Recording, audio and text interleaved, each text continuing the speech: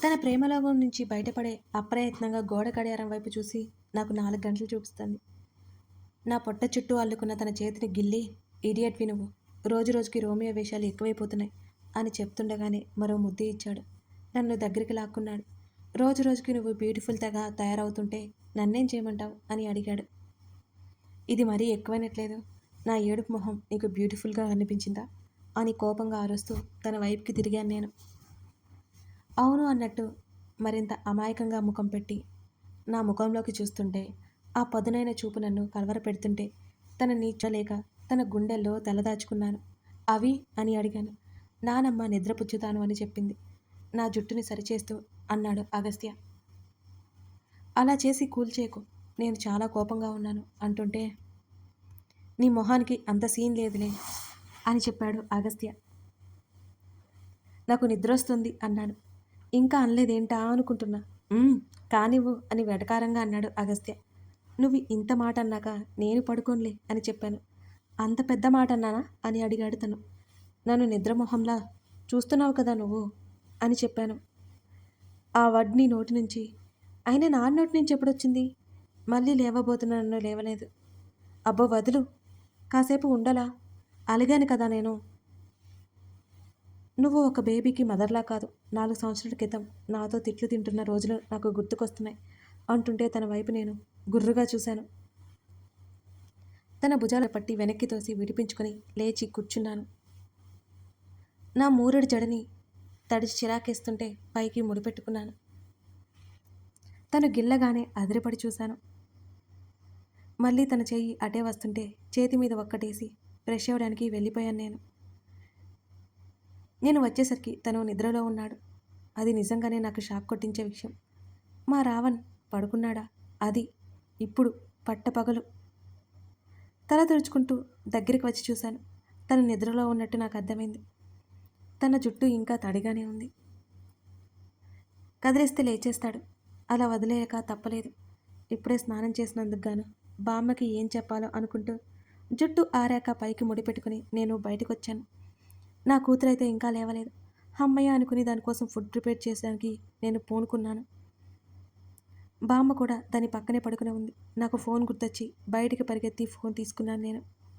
Daddy ఏంటి ఇంకా రాలేదు అనుకుంటూ కాల్ చేయగా సుదర్శన్ అంకుల్ దగ్గర ఉన్నట్టు నాకు తెలిసింది. ఇక ఇప్పుడే రారని నాకు అర్థమైంది. పని ఆవిడ రాగానే ఆవిడికి పనులు అప్పచెప్పి హాల్లో కూర్చున్నాను ఫోన్ చూసుకుంటూ. బామ్మ అవి ఇద్దరూ బయటకొచ్చారు. కాఫీ పెట్టమని కేక వేసి బామ్మ చేతిలో ఉన్న అవిని తీసుకుని ఏడుస్తున్న దాన్ని ఊరుకోబెట్టే ప్రయత్నం చేయసాగాను నేను. దానికి ఫుడ్ తినిపిస్తూ బామ్మకి కాఫీ ఇచ్చి నేను కూర్చున్నాను.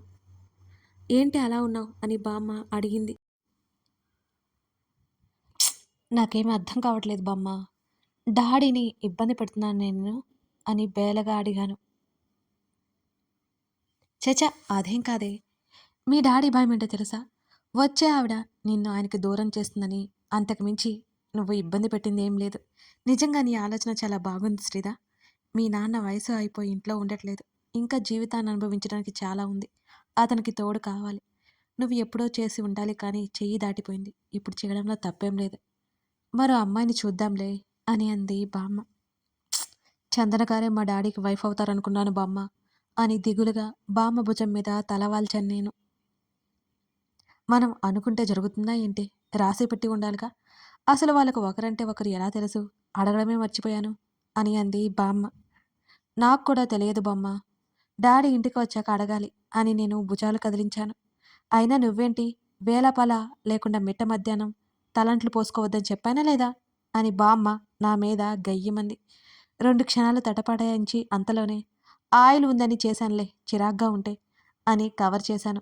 అది అంతా బామ్మ తన మనవడి దయని తెలీదు కదా. స్నానానికి పోవే పోవే అంటేనే నా దగ్గర గంట నుంచి కదలవు. నీకు చిరాకు వేసిందా? బామ్మ ఆరాలు తీయడం మొదలుపెట్టింది.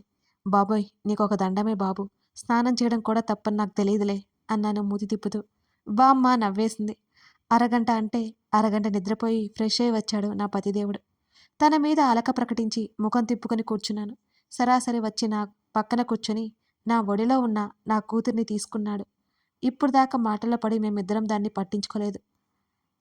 అది అలిగి వాళ్ళ డాడీ రాగానే రాగాలు తీస్తూ వాళ్ళ డాడీ మీదకి చేరిపోయి ఏదో కబుర్లు చెప్తోంది. నేను నిట్టూర్చాను. శ్రీధ అంటూ బాగా స్పష్టంగా కనబడుతున్న మెడ మీద మా రావణ్ పెట్టిన గుర్తు చూసి ఏంటి ఇది అని బామ్మ అడగగానే గతుక్కుమన్నాను. అగస్త్య మాత్రం చీకు చింత లేకుండా కూతురితో ఆడుకుంటున్నాడు. అది బామ్మ అంటూ మెడ మీద చెయ్యి వేసుకుని తటపటాయించాను. అవియేనా ఈ మధ్య పళ్ళొచ్చాయి కదా దీనికి కొరుకుతుందన్నావు కదా మొన్నెప్పుడో. బామ్మ తనేదో ఊహించుకున్నందుకు కాస్త రిలాక్స్ అయ్యాను నేను. అవి తల్లి ఇలా చేయొచ్చా? అవిని చూసి బామ్మ గట్టిగా చెప్పడంతో అది ఏడుపు మొహం పెట్టింది. మమ్మ డాడా అంటూ వాళ్ళ డాడీకి ఏదో కంప్లైంట్ చేస్తోంది. నానమ్మ అసలు అవి ఏం చేయలేదు అని చెప్తున్నా. అగస్త్య నడుము దగ్గర గట్టిగా గిల్లేశాను. రాక్షసుడు భరించి నోరు మూసి నా వైపు సీరియస్గా చూశాడు. నా కూతురు మాత్రం అలిగి తండ్రి మెడ కరుచుకుంది. ఈ మధ్య పళ్ళు బాగా పైకి వచ్చాయి. బోసినేరేసుకొని కొరుకుతోంది. బామ్మ మాట్లాడుతూనే పైకి లేచి కాసేపు అలా బయట కూర్చుంటానులేవే అని అంటూ అవి వస్తావా అని అడుగుతుంటే రాను అన్నట్టు సీరియస్గా చూసింది. తల అడ్డంగా తిప్పేసింది నా కూతురు బామ్మని చూసి.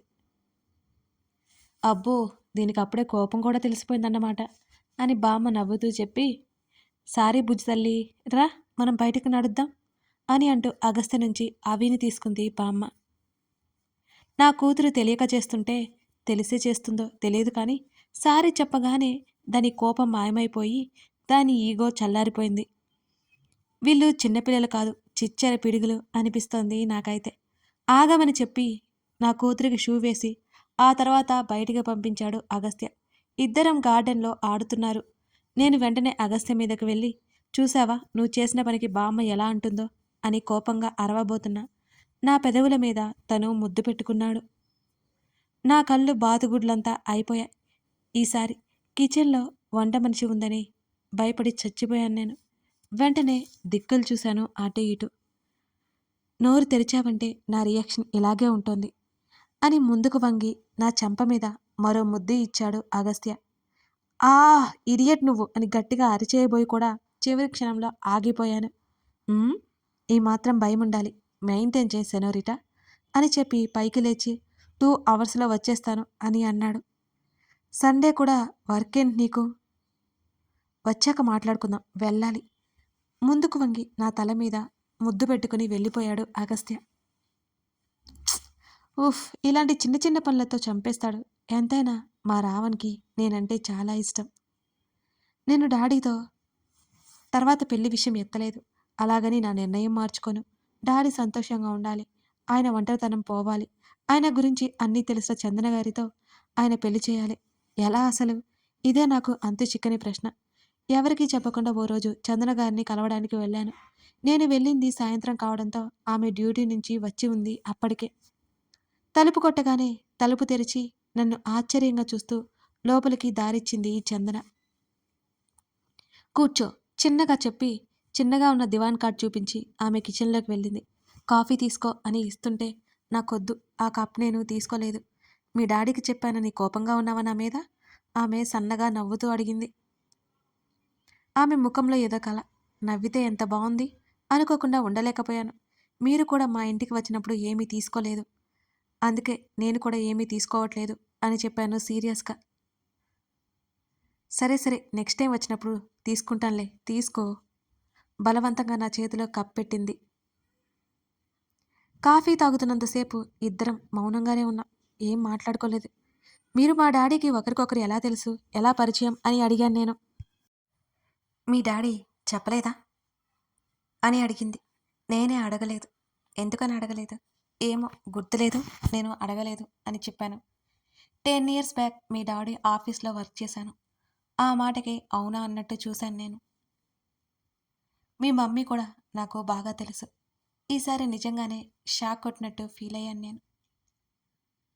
మీ మమ్మీ ఇల్లు మా ఇల్లు పక్కపక్కనే. చాలా ఏళ్ళు కలిసిన తర్వాత వాళ్ళు వేరే చోట ఇల్లు తీసుకొని అక్కడ ఇల్లు కట్టుకొని వెళ్ళిపోయారు. ఆ తర్వాత కొన్నాళ్ళు మీ అమ్మని నేను చూడలేదు. ఏదో పని మీద వెళ్తే మీ అమ్మమ్మ వాళ్ళు కనిపించారు. మీ అమ్మ ఎవరినో పెళ్లి చేసుకుందని, ప్రేమించి వెళ్ళిపోయిందని చెప్పారు. ఆ తర్వాత మీ అమ్మని నేను ఎప్పుడూ చూడలేదు అని 2 క్షణాలు ఆగి మీ అమ్మ చనిపోయిందని మీ ఆఫీస్‌లో వర్క్ చేసేటప్పుడు కూడా నాకు తెలీదు. అప్పటికి మీ నాన్నగారు కూడా ఎవరో తెలీదు నాకు. యజమాని అంతే. దాదాపు మీ నాన్నగారి దగ్గర 4 ఏళ్ళు పనిచేశాను. వేరే ఉద్యోగం కోసం అక్కడ మానేయాల్సి వచ్చింది. ఆ తర్వాత మీ అమ్మ పెళ్లి చేసుకుంది ఆనంద్ గారినని తెలిసింది. ఇక కలవడానికి వీలు లేకపోయింది. 3 ఏళ్ల క్రితం చూశాను మీ డాడీని. అప్పుడు మీ నాన్నగారిని కలిసే పొజిషన్‌లో నేను లేను. ఆయన అపాయింట్‌మెంట్ కూడా దొరకలేని స్థితిలో ఉన్నాను. అంటూ చాలా మామూలుగా చెప్పింది. మా మమ్మీ చనిపోయినట్టే మీకు తెలీదా? ఆమె చెప్పేది విన్న తర్వాత అడిగాను. 3 ఏళ్ల క్రితం మీ నాన్నగారిని చూశానని చెప్పాను కదా! అప్పుడు తెలిసింది మీ మమ్మీ చనిపోయిందని. ఏదో ప్రెస్ మీట్‌లో చెప్పడం విన్నాను. నేను ఆయన దగ్గర వర్క్ చేసేటప్పటికి ఆవిడ లేదని నాకు అర్థమైంది.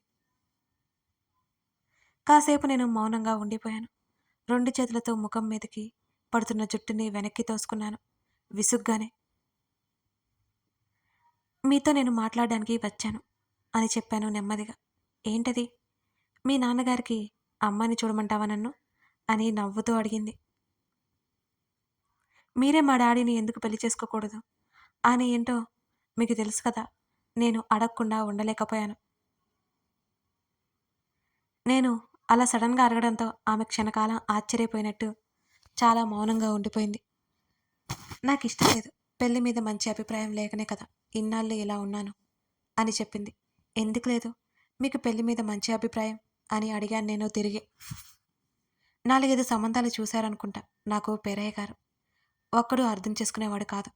అమ్మాయి అంటే బానిసలా చూసేవాడు. ఆడదంటే శారీరకంగా అవసరమే అనుకునేవాడు. చిన్నప్పటి నుంచి ఏ ప్రేమ లేని నాకు అర్థం చేసుకునేవాడు వస్తే చాలనుకున్నాను కానీ విరక్తి కలుగుతుందని అస్సలు అనుకోలేదు. ఇక పెళ్లి గురించి ఆలోచించదలుచుకోలేదు నేను. హాయిగా గడిపేస్తున్నాను ఇలా. చాలు ఇది అంటుంటే అందరూ అలా ఉండరు. మా డాడీ ఎలాంటి వాళ్ళో మీకు తెలుసు కదా! మా మమ్మీ మీద ఇష్టంతో ఇంతవరకు పెళ్ళే చేసుకోలేదు. మీరు మా డాడీ పెళ్లి చేసుకుంటే మీ ఇద్దరు సంతోషంగా ఉంటారుగా? నేను ఆశగా చూశాను. లేదు లేదు. నాకు ఆలోచన లేదిప్పుడు. నేను చాలా సంతోషంగా ఉన్నాను అని ఆవిడ చెప్పింది. అబద్ధం చెప్పకండి. ఒంటరిగా ఉన్న వాళ్ళు ఎవరు సంతోషంగా ఉండరు. మీరు గంభీరత్వం చూస్తుంటేనే తెలుస్తోంది. మీరు ఎంత సంతోషంగా ఉన్నారో. మీకొక తోడు ఉన్నట్టు ఉంటుంది. మా డాడీకి ఒక తోడు ఉన్నట్టుంటుంది. ఒకవేళ నేను మీకు ఇబ్బంది అంటే మా డాడీని చూడ్డానికి తప్ప నాకింకేమి వద్దు. ఆయన ఆస్తుల గురించి కూడా నాకు ఆశ లేదు. నేను ఎలాగైనా ఆమెని కన్విన్స్ చేయడానికి చాలా ట్రై చేశాను. శ్రీధా చాలా సీరియస్‌గా పిలిచింది ఆవిడ. ఏమనుకుంటున్నావు నువ్వు? ఆ! ఆస్తి కోసం పెళ్లి చేసుకుంటాను అని నువ్వనుకుంటున్నావా? అలాగైతే ఎప్పుడో నా పెళ్లి జరిగిపోవాల్సింది. ప్లీజ్ నాకు కోపం తెప్పించొద్దు. నాకిష్టం లేదు. ఆమె నిక్కచ్చిగా చెప్పింది. నాకు ఏడుపొచ్చేసింది. ఆమె ఏదో అన్నదని కాదు ఏడుపు. ఎందుకు నేనేమనుకున్నా జరగట్లేదని నా ఏడుపు. మా డాడీకొక తోడు కావాలనే కదా! ఇది కూడా ఎందుకు చేయలేకపోతున్నాను నేను? నా నిస్సహాయతతో వచ్చిన ఏడుపది. శ్రీధా! సారీ తల్లి. నిన్ను ఏదో అనాలని కాదు. నా వ్యక్తిత్వాన్ని కించపరిస్తే నేను ఊరుకోలేను. నా కన్నీళ్లు చూసి ఆమె చిన్నబుచ్చుకున్నట్టుగా చెప్పింది. మీరు కరెక్ట్‌గానే చెప్పారు అంటూ పైకి లేచి అన్ని సంవత్సరాలు మా డాడీ దగ్గర పనిచేశారు కదా! ఆయన ఎలాంటివారో మీకు తెలుసు కదా! ఆయన గురించి అప్పుడు ఏమీ తెలీదు అన్నారు కదా! మీకొక్కసారి కూడా అనిపించలేదా? ఆయన్ని పెళ్లి చేసుకోవాలని? నేనేం మాట్లాడుతున్నానో నాకే తెలియలేదు. తెలియకుండానే మాట్లాడి బయటికి వచ్చేశాను. ఆవిడ ఫీలింగ్స్ ఏంటో కూడా నాకు తెలీదు. నేను ఇంటికొచ్చేశాను. అగస్త్య లేట్ అవుతుందని ముందే చెప్పాడు నాతో. ఇంకా రాలేదు. ఆవికి స్నానం చేయించినట్టి ఫుడ్ పెట్టి పడుకోబెట్టాను. అది త్వరగానే నిద్రపోయింది. నేను కిందకి వెళ్ళలేదిక. డాడీ నా రూమ్‌లోకి వచ్చారు. కథ కొనసాగుతోంది. కథ నచ్చితే లైక్ చేసి, కామెంట్ చేయడం మర్చిపోకండి. అలాగే నా ఇన్‌స్టా ఐడీ సిరిరాతలు. ఒకసారి వెళ్లి చెక్ చేసి తప్పకుండా ఫాలో అవుతారని ఆశిస్తున్నాను. శ్రీధ తన తండ్రి పెళ్లి చేసి తీరుతుందా? లేకపోతే ఆగిపోతుందా? చందన మనసులో ఫీలింగ్ ఏంటి? ఏం ఆలోచిస్తుంది? ఇవన్నీ తెలియాలంటే చూడాల్సిందే.